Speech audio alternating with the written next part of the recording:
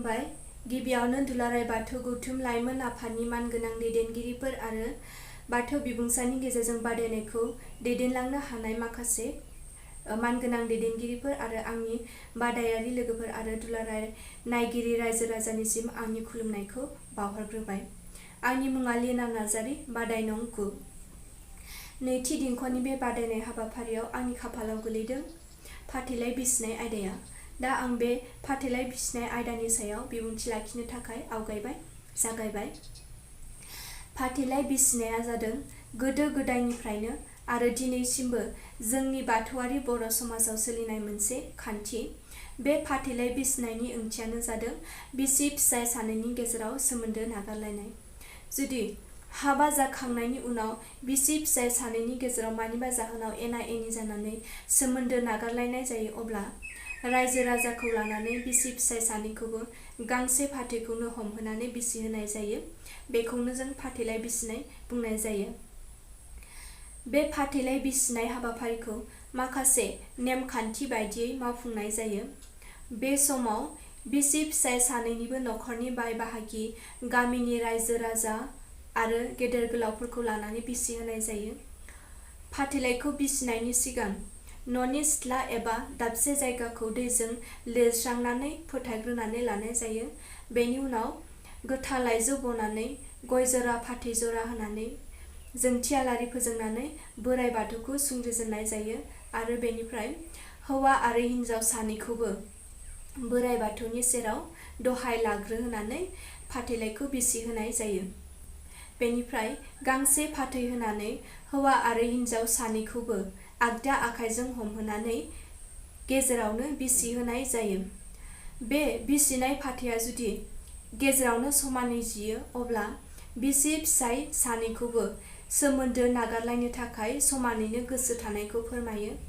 आरो जुदि फाथैया जिनानै सोरबा सासेनिथिं बारा थाङोब्ला, अब्ला बे हौवा एबा हिन्जावा हांमा थानायखौ फोरमायो। आरो जुदि सोरबा सासेनिथिं जिनानै खम थाङो, अब्ला बे हौवा एबा हिन्जावखौ सोमोन्दोखौ नागारनो थाखाय गोसो थाथारनायखौ फोरमायो। बेनि उनाव फाथैखौ बिसिखांहोनायनि उनाव फाथैलाइ बिसिनायनि गांसे फोरमान बिलाइयाव हौवा आरो हिन्जाव सानैखौबो सागान होहोनाय जायो। बिब्दिनो फाथैलाइ बिसिनाय हाबाफारिखौ मावफुंनाय जायो। बे हौवा आरो हिन्जाव सानैनि गेजेराव सोमोन्दो नागारलायनाय समाव फाथैलाइखौ बिसि होनाय जायो। मानोना फाथैलाइया मोनसे गोथार बिलाइ। बेखौ इसोर सिबिनाय, खौसेथि आरो गोथार सोमोन्दोनि गोथार नेरसोन महरै बाहायनाय जायो। बेनिखायनो बे हौवा आरो हिन्जाव सानैनि गेजेराव सोमोन्दो नागारलायनायनि नेरसोन महरै फाथैलाइखौ बिसि होनाय जायो। बे फाथैलाइ बिसिनाया माखासे जाहोनफोरनि थाखाय जायो। जेरै गिबि जाहोन, जुदि हौवा एबा हिन्जावा उदखारि आखुनि जानानै नखरनि गोजोन थासारिखौ सिलिंखार खालामोब्ला, बेबादि जाहोननि थाखाय फाथैलाइ बिसिलायनाय जायो। नैथि जाहोन, जुदि हौवा एबा हिन्जावा गुबुन बिसि हाग्रा एबा गुबुन फिसाय हाग्रा लाखोमायोब्लाबो फाथैलाइ बिसिलायनाय जायो। थामथि जाहोन, जुदि हौवाया जौ जुवाजों गफबनानै नखरनि धोन दौलतखौ सिलिंखार खालामनानै नखरनि जिउ खुंनाय राहाखौ गोथेहोयोब्लाबो फाथैलाइ बिसिलायनाय जायो। ब्रैथि जाहोन, जुदि हाबा जाखांनायनि उनाव बिसि एबा फिसायनिफ्राय गथ' खांनो लुबैब्लाबो गथ' मोननायनि राहा गैयि जायोब्लाबो फाथैलाइ बिसिलायनाय जायो।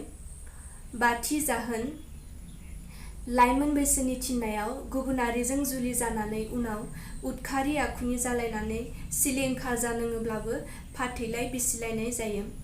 बेफोरबायदिनो माखासे जाहोनफोरनि थाखाय जोंनि बर' समाजाव फाथैलाइ बिसिलायनाया जायो। बे फाथैलाइ बिसिनाया दानि गोदान खान्थि नङा, गोदो गोदायनिफ्रायनो सोलिबोनाय बियो मोनसे खान्थि। जेब्लासिम जोंनि बर' समाजाव बिसि फिसाय सानैनि गेजेराव एना एनि जानायनि जेंनाफोरा जोबनानै थाङा, अब्लासिम बे फाथैलाइ बिसिनाय खान्थिया जोंनि समाजाव थागोन होननानै जों सानो। फाथैलाइ बिसिनायनि सायाव आंनि